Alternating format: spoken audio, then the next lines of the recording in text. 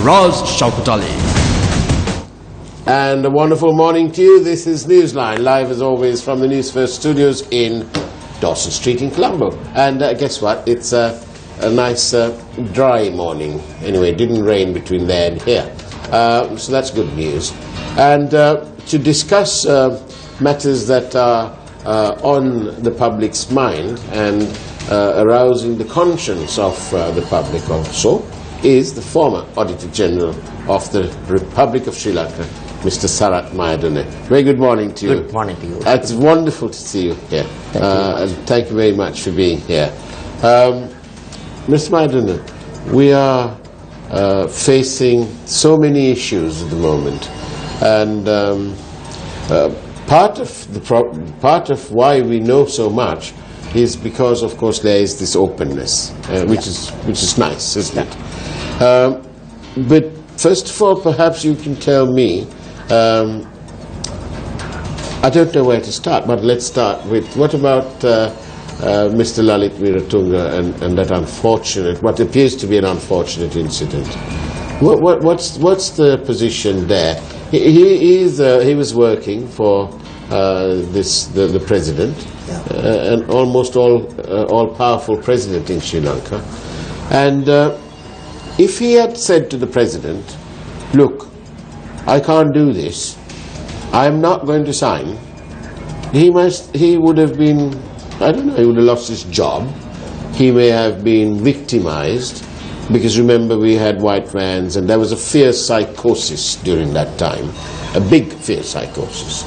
So how can you expect a public servant to stand up in the face of that? What are they supposed to do?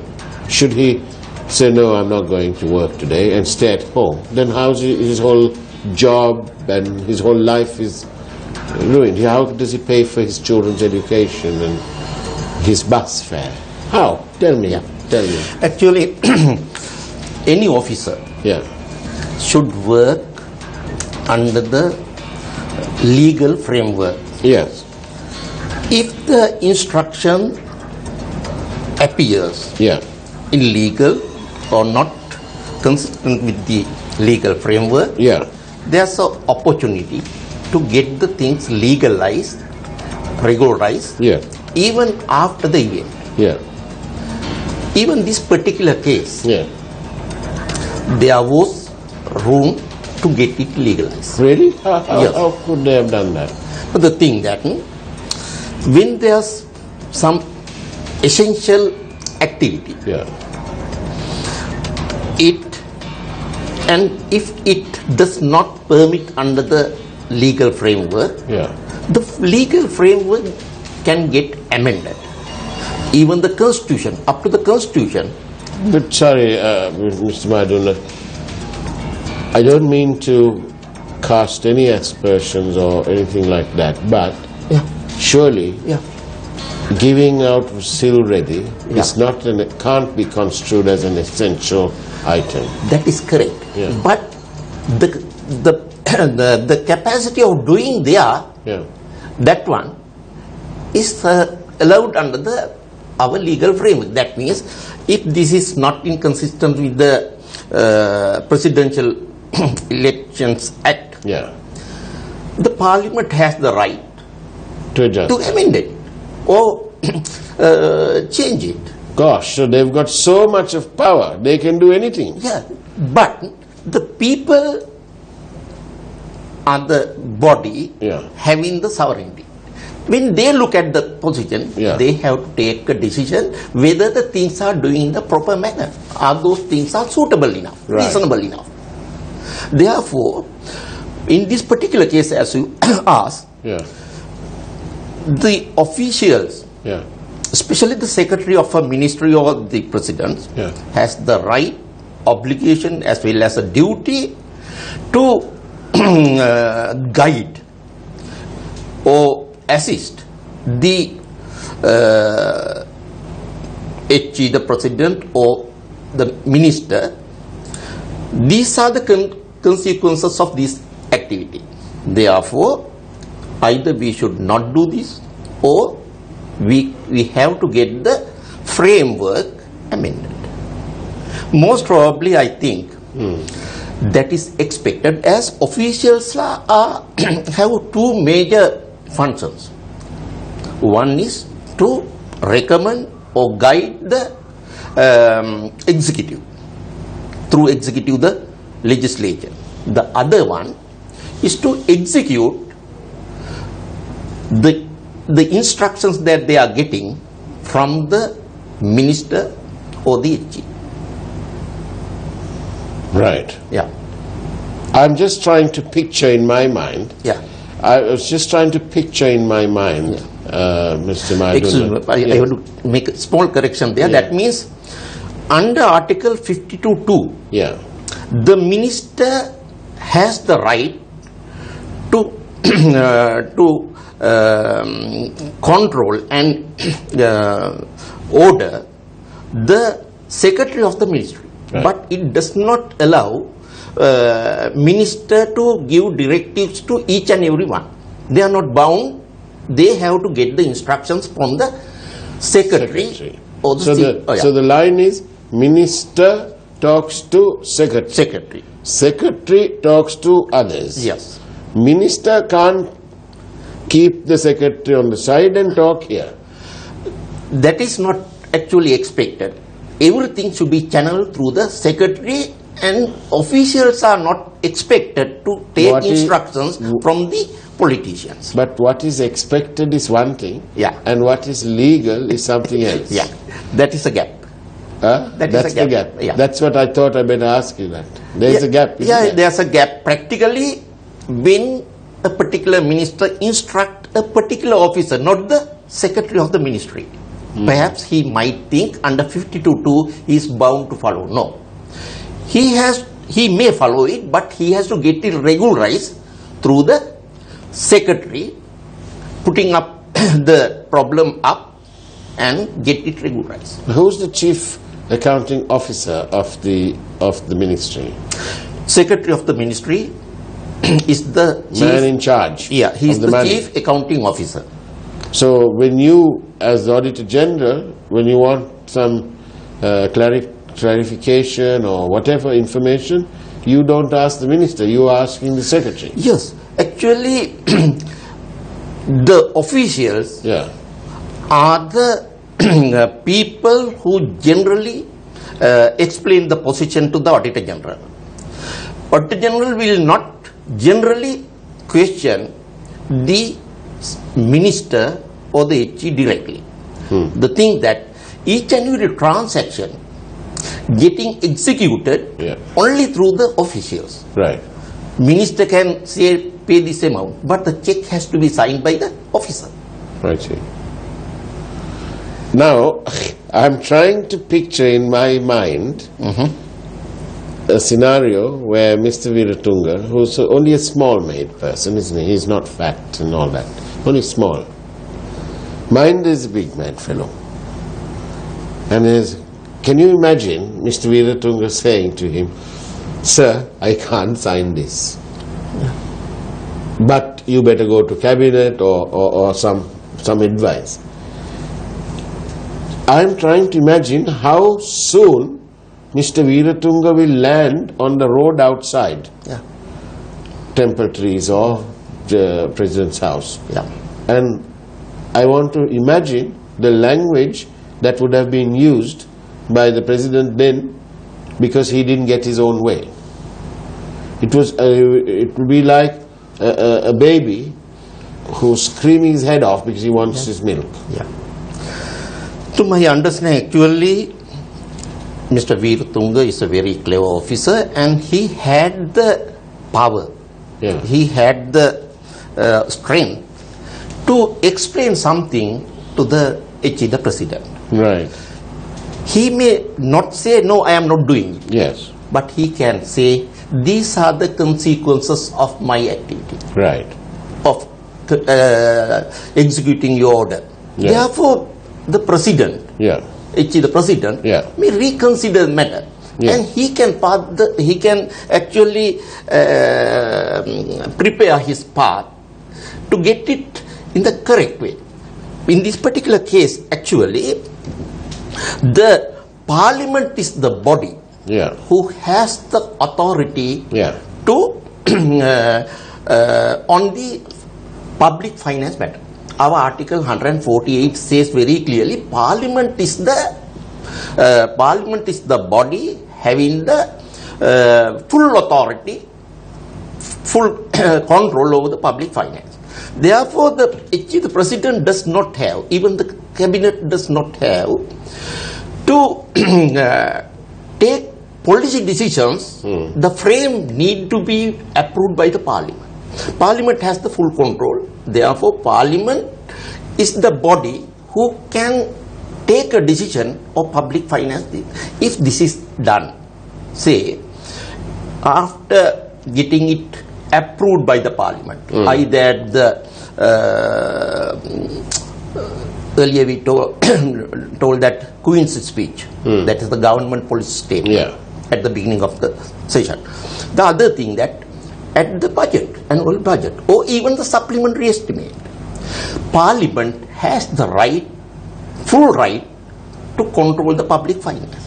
If this is put actually when submitted it to the Parliament under appropriation bill, they are using not only the bill, it is attached with a very detailed statement that gives the expected expenditure, revenue under each institution. Therefore, these things should be there. As it says, these are pre-planned things. Then there's no actually difficulty of getting the things approved.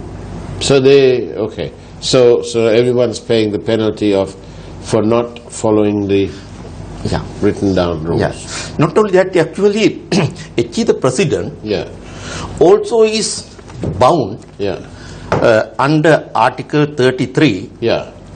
It says, 33(2)(h) says, to do all such acts and things not inconsistent with the provisions of the Constitution or written law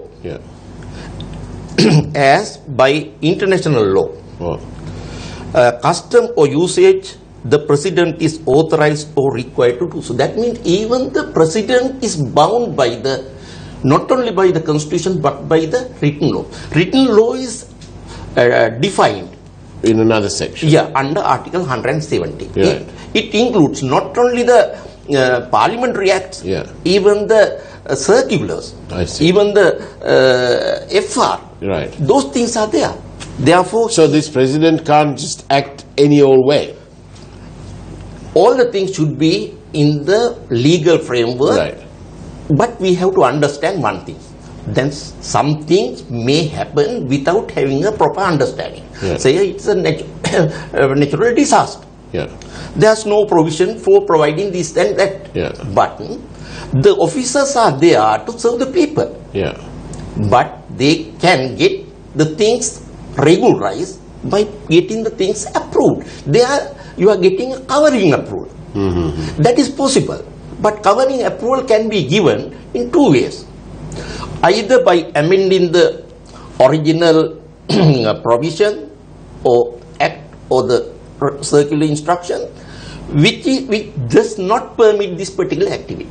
You can amend it to repeal it. Now, thank you for that. I want to go and move on to another matter, which our producer this morning has got a little clip. And can I just play the clip and then I'll ask you questions just after that. Here we go. Prime Minister and Cabinet wrote a number of letters asking us to get Fujita involved in this if possible. We have awarded the tender to Taisei. Afterwards, we called them and asked, are you open to forming a consortium based on mutual consent? Both parties have agreed and have handed in letters saying that they will work together. Tender committee again, Fujita reject una. Reject acha samagama. Fujita was rejected from the tender. It is not right to form a consortium with them. So this is the issue, they were rejected. The ministry getting involved in creating consortium is the issue because they were rejected. Cabinet approval is granted for this. The issue isn't reducing the cost by 25 billion. Committees are appointed for this purpose. The issue is that the company, which was rejected by our experts, forming a consortium, it is unethical.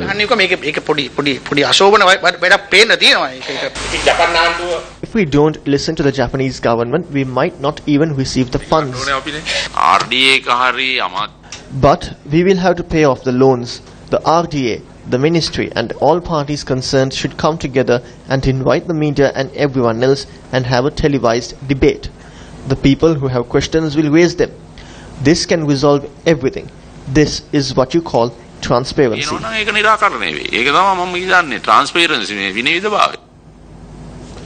then, that was what happened yesterday. Yeah.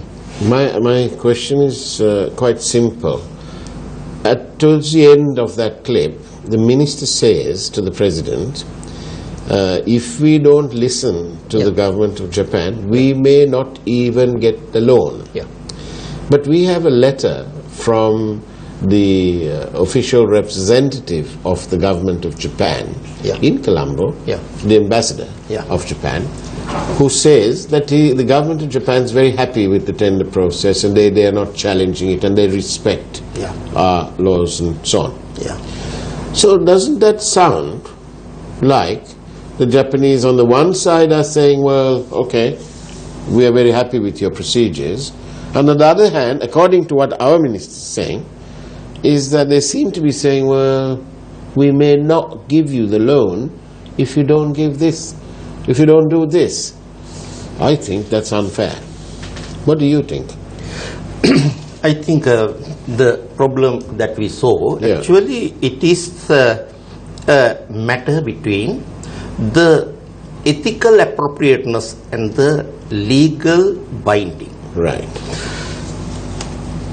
In this particular case, that is actually the struggle between the two aspects of this issue. In this particular case, if we were on a very strong foreign exchange capacity, I believe without any problem we should have rejected this. As it if we had a financial strength. But I think we have to see the practical difficulties also. As if we have to do the things, execute the things with the limited capacity, this sort of problems might come up. However, as the final thing that the HE said about the transparency, I think that is very important. However, when you are in the process of executing, you are not supposed to expose each and everything at the beginning. You have to work it. And however, at the time of concluding, opening it to the media also is very good. The thing that transparency will not allow all sort of frauds or corruptions to exist. Therefore, I appreciate very much getting the opportunity to get the things exported and debated at the right time. At the right time, that's correct. Perhaps not during at the beginning, but certainly at the end. Yes. So, and good, innovative idea from the president. I believe. That's nice. Yes. I think I like this president. Yeah, I do. Nice. Right, now then, we've got another point here. Bondgate, our wonderful issue about the bonds. Now then, we have, again, thanks to this president, we have a presidential commission of inquiry. Lovely. Now they started questioning the officers of the central bank. There is a marked difference in the way they spoke after the former boss was removed from or was taken out of the equation, and when they were sort of free to speak. So they were not frightened. And I think there was about 20 officers at the central bank who were questioned. Well, they were questioned, and when you look at all their evidence under oath, it seems to be going towards their boss, the governor. Okay, leave that on the side. Next thing, they question the employees of Perpetual Treasuries, this primary dealer who's one of the main figures in this problem. Much of their questioning seems to lead towards their boss. Right? Now, Mr. Martin, now when these two bosses are questioned, isn't there a possibility that perhaps some more information will be revealed?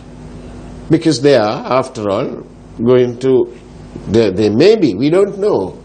So what we don't know, we need to know, and that's why we have the commission, because their job is to investigate and to find, inquire and to report back. Yeah. So in those terms, what does this order from the commission mean? They said that if you don't want to give evidence, you don't have to. I think this is this depends on what they are authorized. Yeah. What they say may be correct, may be wrong. That is actually a legal matter. Yeah.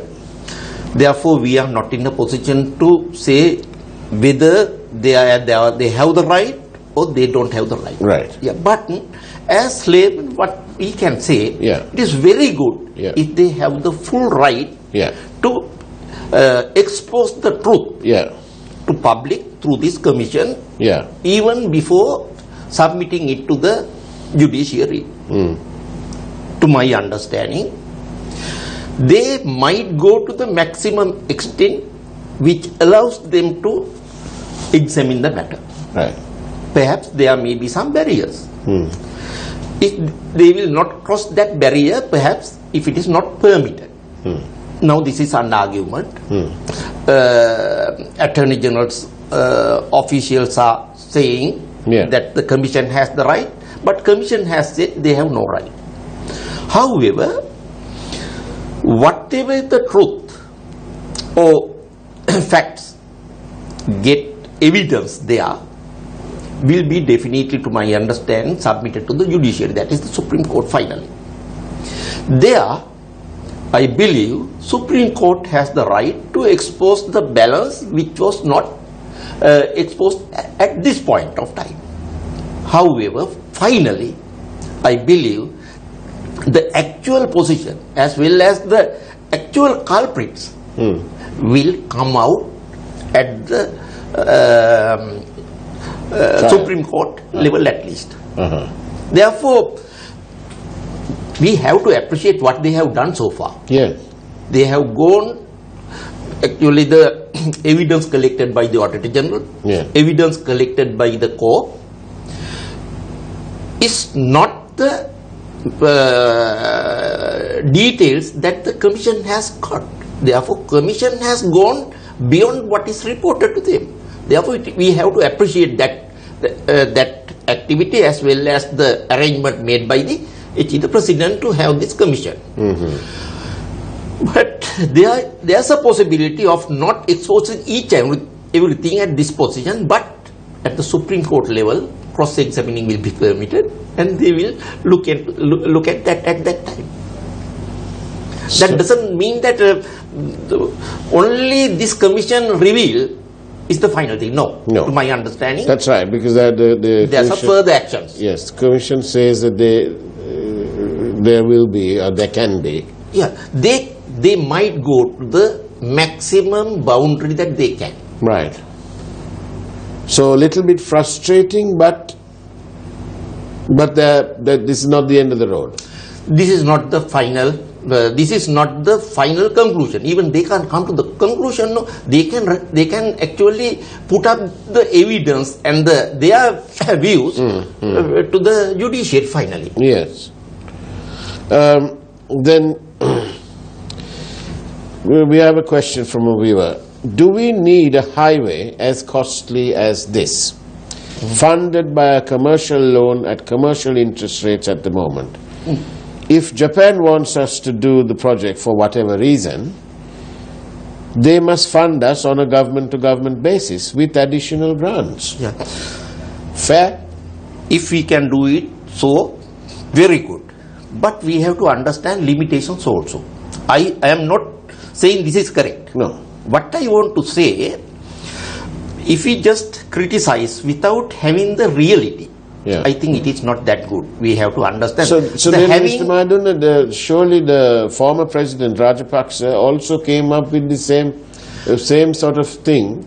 I don't want to say it is an excuse, but that was his rationale. He said, well, you know that I got all these loans from China.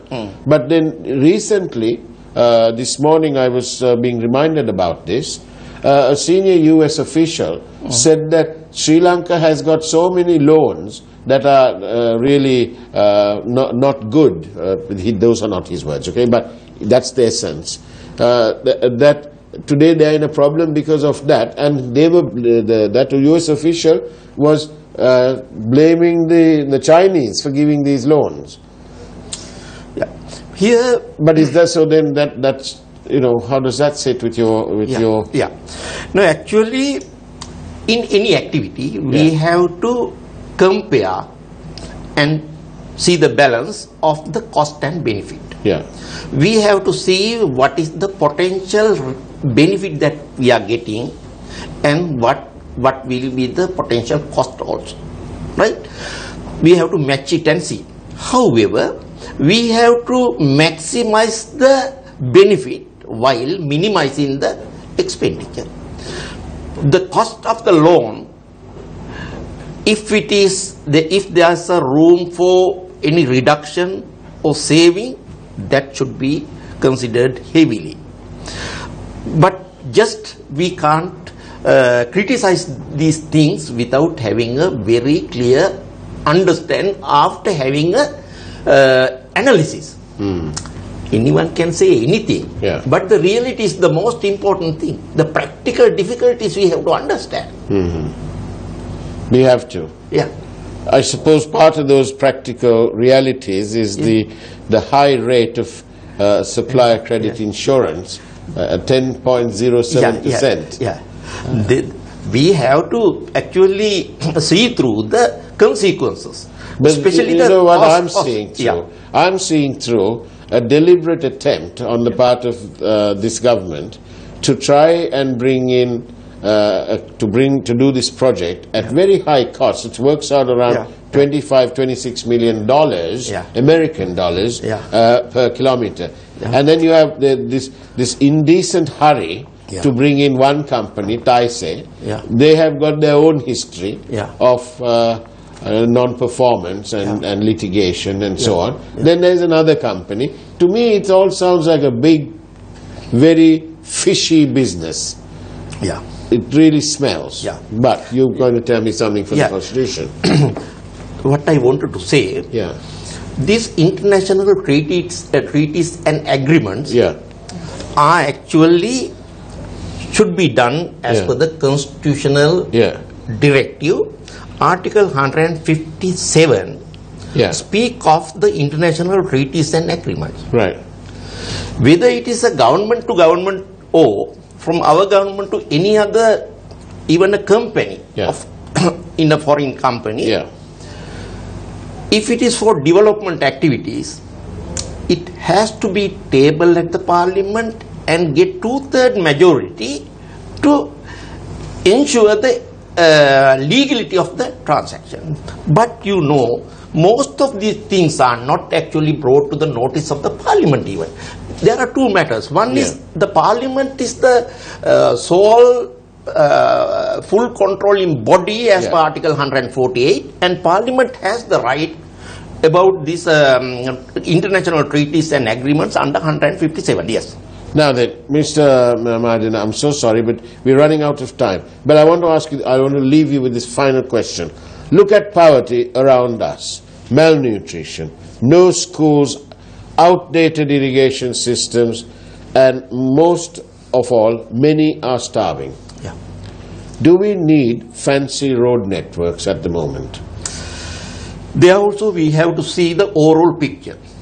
While we are addressing some issues, we should not ignore the other issues also. But as these are actually interconnected. As citizen Sri Lanka, yeah, as these are Mr. interconnected. Mayadunne, Yeah. do you, where would you put your money? Would you rather develop these areas where malnutrition, schools, water, irrigation, or would you have this super duper highway? Infrastructure has so many aspects of section. We don't think that we can address only an isolated item and improve that, ignoring the rest. These are actually interconnected things. Even the poverty as well as the other difficulties are part and parcel of the infrastructure problems. Therefore, these are interconnected. If they're being starved, I'm getting this question. Yeah. If they're being starved, then that need to be addressed definitely. But it doesn't mean just because of that issue is there, we should forget each and everything. You have got me thinking. It's very tough, and you've been wonderful this morning. And let's share a cup of tea after this in a few minutes, and we'll see if Shamir Rasuddin will invite you on Face the Nation, because that's got 2 hours, and then we can talk about this even more. All right? Thank you very much, Mr. Mayadunne, for being on Newsline. It's been a wonderful morning. Thank you very much. Take care, and God bless. Thank you.